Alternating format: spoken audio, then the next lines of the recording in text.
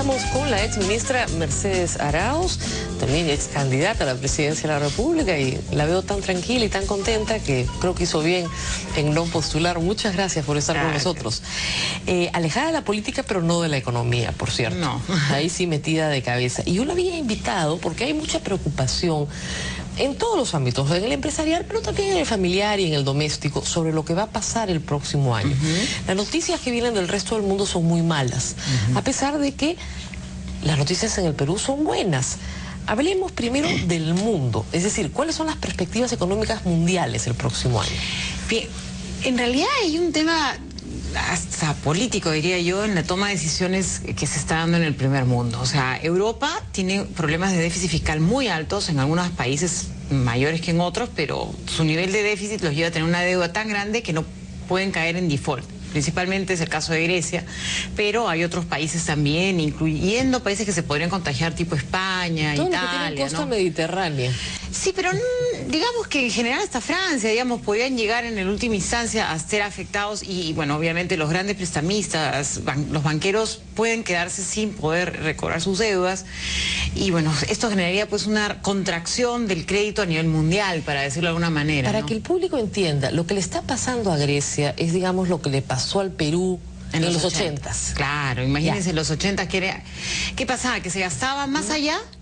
Imagínense de lo que se recaudaba. De lo que se recaudaba, ¿no? Y entonces, vivía uno endeudado, ¿no? Ahora, y no puede vivir endeudado toda la vida. Claro, pues, ahora, ¿no? uno puede creer que eso le pase al Perú, ¿no? En medio de su pobreza y su tercermundismo. Pero que eso le pase a Europa, o que eso le pase a los Estados Unidos, que tiene un mayor endeudamiento de que su propia recaudación. Creo que están endeudados sí. el 120% del Estado. Por encima del PBI. Por encima del PBI. ¿Por qué? ¿No les aplicaron las mismas reglas que a nosotros? ¿No les enseñaron a hacer lo que nosotros aprendimos a hacer? Al contrario. Yo creo que ha sido una fiesta. En Europa era el modelo modelo del bienestar, ¿no? Que en exceso ya se le pagaba pues a todo el mundo, tenían un sistema de reparto de pensiones en vez de tener, como nosotros tenemos ahora, los sistemas individuales, que uno puede ya ver y chequea cómo va su ahorro, digamos, claro, de su pensión. No tenían pues el mismo modelo tipo de salud antiguo, digamos, ¿no? La ONP actual, ¿no? Antigua. Después teníamos todo un sistema de bienestar donde, y además había países que han engañado inclusive con sus cifras al resto de países de la región, porque si algo hay es que había una moneda única, que era uno de los objetivos, y eso, ojo, porque hay algunos, ahora en América Latina se está hablando de eso, de tener una moneda única, un sistema de pagos con nuestra propia moneda, perdiendo la posibilidad de un buen manejo de política macroeconómica. Entonces, con eso se comenzó a generar el caso de Grecia, por ejemplo, que engañó con cifras. La verdad que hubo falseo de cifras cuando deberían considerarse. Y ahí hay una necesidad de una coordinación macroeconómica muy cercana. Ahora, Grecia, ¿no? Es lo más parecido pues a Latinoamérica. Cuando uno está en Grecia se siente en casa, porque es igualito, parece que uno hubiera llegado al mismo sitio. Pero es evidente que ellos tienen esta crisis larvada hace mucho tiempo. Y ha habido falta de decisión política para encontrar soluciones rápidas, ¿no? O sea, compromisos para poner los esquemas de, ok, ponte de acuerdo, baja tu deuda, pero nosotros damos una ayuda para un tiempo, como hacía antes el Fondo Monetario, ¿no? Que nos prestaban la plata por un tiempo para que podernos hacer las políticas de ajuste. No hay la voluntad de hacer ni las políticas de ajuste ni dar los préstamos. Entonces ahí comienza a atorarse el camino, si tú no cortas tu gasto, ¿no es cierto? Y no tienes mayor forma de recaudar, tu destino pues es bien claro, ¿no? No, es la quiebra. Pagar, es la quiebra. Es la quiebra. ¿Los países pueden quebrar? Digamos, pueden generar un problema al resto de países, porque lo que pasa es que se contagian. O sea, ¿cómo se contagian? Dos canales. Uno es el canal comercial, o sea, comienzan a haber problemas en las compras de productos. No te compro, no te vendo. No te vendo. Y la otra es que, obviamente, el default, digamos, la falta de pago hace que nadie te preste, entonces te quedas en el aire. Le pasó a uno de los países europeos no hace mucho. Y tuvieron problemas graves y tienen que ahora comenzar a reestructurarse para poder comenzar de nuevo. Ahora, todo el mundo pensó que el 2009 fue el año de la crisis, a usted le tocó vivirla de cerca. Entonces, el 2009 entendimos que todo esto había sido causado por una burbuja inmobiliaria, por una cantidad enorme de créditos que habían sobrevalorado miles de propiedades en el mundo que no tenían ningún valor. Esta vez el asunto es mucho más serio, porque estamos hablando de una crisis generada por estados que han gastado lo que no tienen. Claro. Y la verdad que la crisis, digamos, la burbuja es Eso se cura con 20 porque años. había sí es un tiempo largo de probablemente ajuste, porque lo que ha pasado es que ha habido un exceso de optimismo frente a la tasa de crecimiento que tenían los países y pensaban de que, bueno, se podían seguir endeudando y por lo tanto tenían déficits fiscales del 15%, cosa que para nosotros eso pues es imposible, ¿no? Cuando hablamos pasarnos del 1% ya comenzamos a hacernos la señal de la cruz, porque hemos aprendido a patadas, pues. Aprendimos a golpes, tuvimos una hiperinflación que no podíamos sostener, una deuda que no podíamos pagar y que tuvimos que hacerle el no pago y cosas por el estilo, ¿no? Ahora, esto, vamos al Perú, ¿cómo va a afectar nuestro crecimiento el próximo año? Bueno, el próximo año las expectativas de crecimiento son bajas, porque además, ¿qué pasa? Que estos países son los principales compradores de productos de China, y China es nuestro principal comprador. ¿Qué compra China? Nuestros minerales, que somos... Materias primas, etcétera. Principalmente minerales. También nos está comprando otros bienes a partir de TLC, eso es lo bueno. Claro, harina, de pescado, etcétera. Y también nos compra hoy día, ya podemos hablar de gracias al Tratado de Libre Comercio con China, que hasta textiles le estamos exportando a China. ¡Qué bien! O sea, hay esos avances, ¿no? Y maderas y otra serie de productos, ¿no? Sin embargo, bueno, esa parte no tradicional todavía está recién empezando, pero lo tradicional sí se va a ver afectado, ¿no? Y eso significa con menos...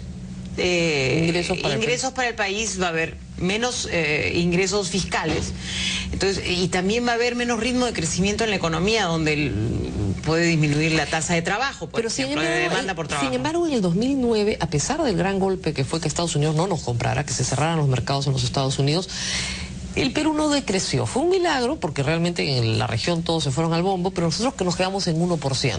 Sí. Porque fue a punche de demanda interna. ¿Eso puede pasar el próximo año? ¿Puede crecer la demanda interna? Sí, pero hasta cierto punto, pues. Y el tema es que cómo impulsamos la demanda interna con gasto fiscal.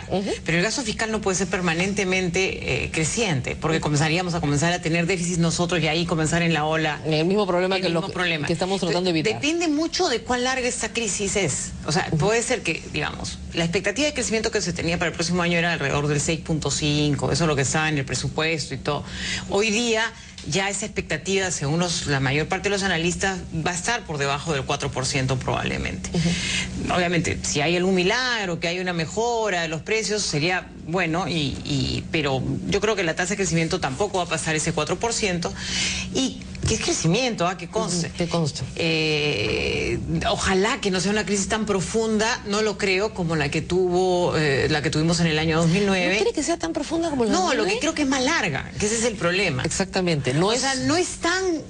el shock tan fuerte, o sea, podemos seguir creciendo a tasas de 4. Ahora, lo que dicen es, comienzan a quebrar los bancos en Estados Unidos y esto se viene abajo. Sí, o sea, si comienza a haber un problema de deuda de los bancos, tanto en Estados Unidos como en Europa, sí vamos a tener problemas porque la demanda sí se cae de manera importante. Ahora, pero por eso le digo, depende cuánto le den de capacidad de sostenimiento. Los políticos tienen que tomar acción. Ahí estamos hablando de los políticos en Estados Unidos y en Europa para contener y tener un programa fiscal adecuado. Hay una cosa que es difícil de entender. Yo no soy economista, pero si a mí me dicen, mira, no puedes seguir gastando más, yo hago una lista de todo lo que tengo que cortar. Entonces, una guerra no la puedo sostener. Cheque, es indispensable, no, la tachamos, etcétera, etcétera, etcétera. La respuesta en los Estados Unidos de la administración Obama fue gastar más.